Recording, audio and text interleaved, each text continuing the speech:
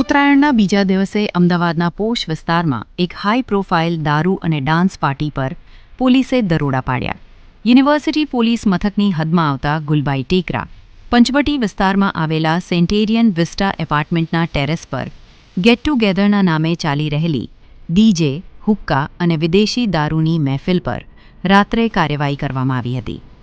Police control રૂમમાં મળેલી બાતમીના આધારે યુનિવર્સિટી પોલીસની ટીમ ઘટના સ્થળે પહોંચી હતી.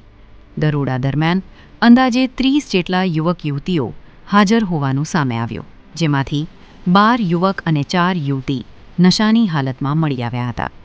તમામને મેડિકલ તપાસ માટે અસારવા સિવિલ હોસ્પિટલ લઈ જવામાં આવ્યા છે. પ્રાથમિક તપાસમાં જાણવા મળ્યું છે કે આ પાર્ટીનું આયોજન એક ઇન્ફ્લુએન્સર દ્વારા કરવામાં આવ્યું હતું.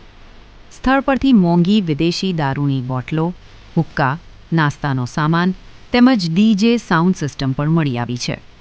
ઉત્તરાયણના તહેવાર દરમિયાન પોશ વિસ્તારમાં આવી રીતે કાયદાનો ભંગ કરીને યોજાયેલી નશાની પાર્ટી શહેરની સુરક્ષા અને શાંતિ માટે ગંભીર ચિંતાનો વિષય બની છે.